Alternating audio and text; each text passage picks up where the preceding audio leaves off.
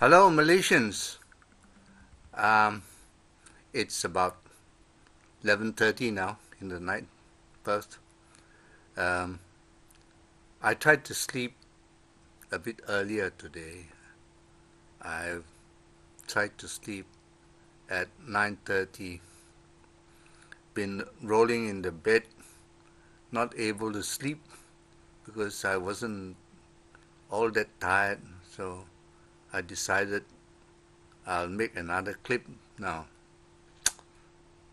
Well, to start with, I had uh,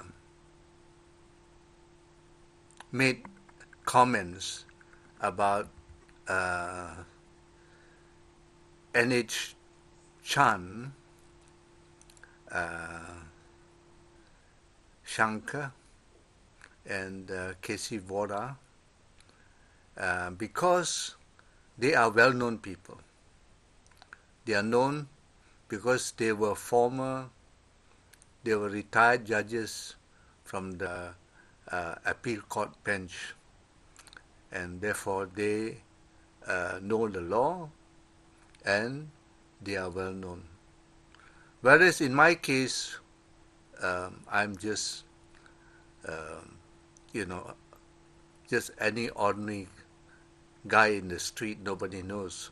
So I was hoping that these three former appeal court judges who have commented once or twice on Malaysian Insider, I was hoping they will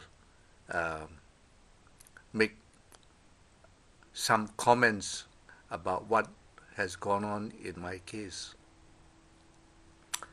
Because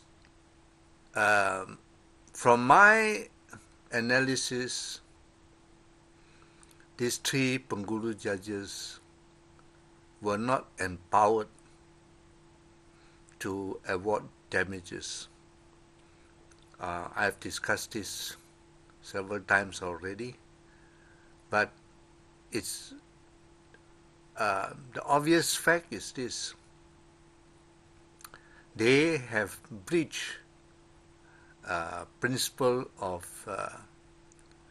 equity. That, I mean, even if you are not a lawyer, even if you do not know anything about law,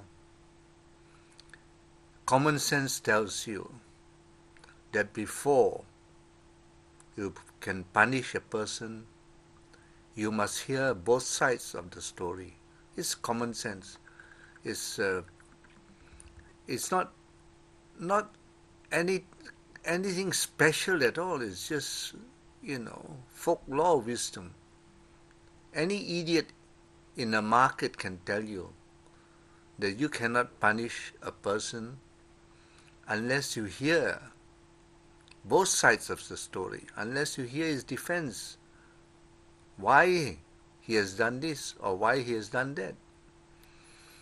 So, in that sense, I was hoping for these three well-known people to make a contribution, write an opinion.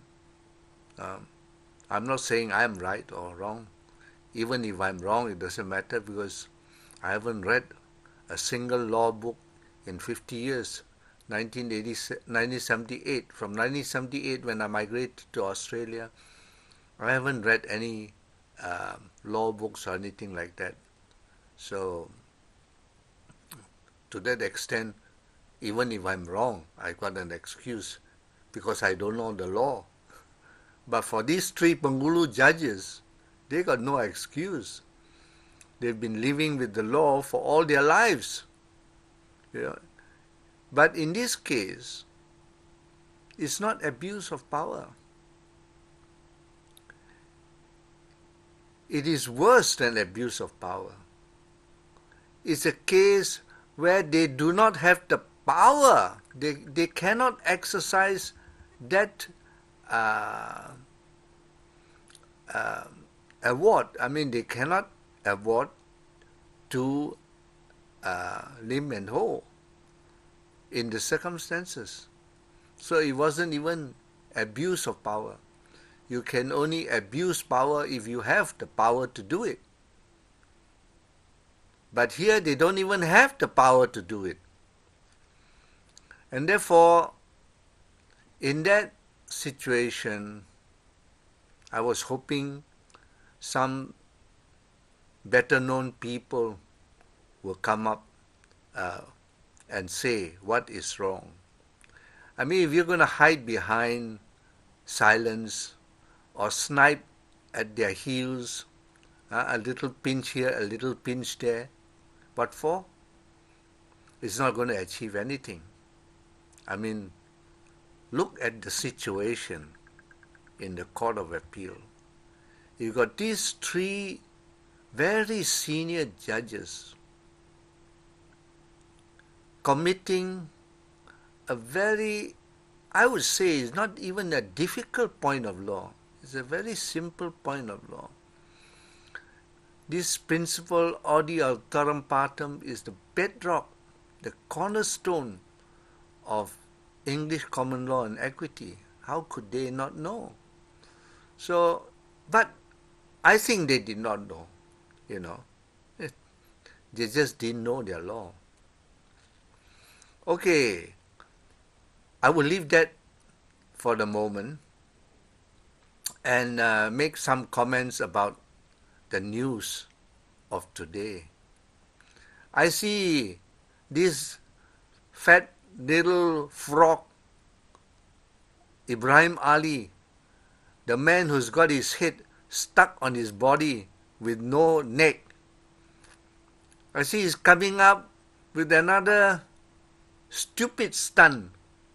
300 lost souls clamoring at the Singapore High Commission to make a mountain out of a molehill. I mean, what? These three diplomats, they could be taking a walk and got caught in the wave of protests. It's not their fault. They didn't walk fast enough and the crowd overtook them. And here you are, this Ibrahim Ali guy, trying to make a point of it. Anyway, Malaysia, when they are, or rather UMNO, when they are in a desperate situation, they grab all sorts of crazy ideas which they use time and time and time again. Just no imagination. These guys. Sodomy, you got to do it twice. Everybody knows it's trumped up. BBC, Stephen Seka also says it's trumped up. No imagination. Sodomy 1, Sodomy 2. And what is it going to do for him? Anyway, it's a Malay thing, really. You guys just do not have any imagination. But you want to do things all the time. You do it the wrong way. I mean, it's so transparently so that you are doing it the wrong way and you keep doing it. I mean, what's wrong with you guys? Got a hole in your head or something? Anyway, it's not going to affect the Singapore people. I mean, if anything, is a reflection on the Malaysian side, the UMNO side. Picking nits out of the hair, nit picking. What's so? Really, these people, they just don't feel any embarrassment at all. Just doing the same old thing over and over again. And you Malays generally, you just go along. You just go along because these people mention you as a special people. I mean, if you have any worth of yourself, if you see, there's the Chinese saying, You must know how to measure yourself. Qi Liang, they call it. Self-measurement. Don't let people like Ibrahim Ali pull you along, uh, uh, just make you feel fine. You're Malay, you're special, like that. And you go along with it. You're crazy people. Anyway, I will come back again. As I said, I'm enjoying this experience so much. But God help me when I'm in Kuala Lumpur. I don't know what the police going to do. They're going to grab me and put me in the cell and beat the shit out of me. But at my age, 77 years old, better don't beat me so hard. You might kill me in the process. Anyway, I'm not worried. I got 3 years at the most. I am broadcasting this like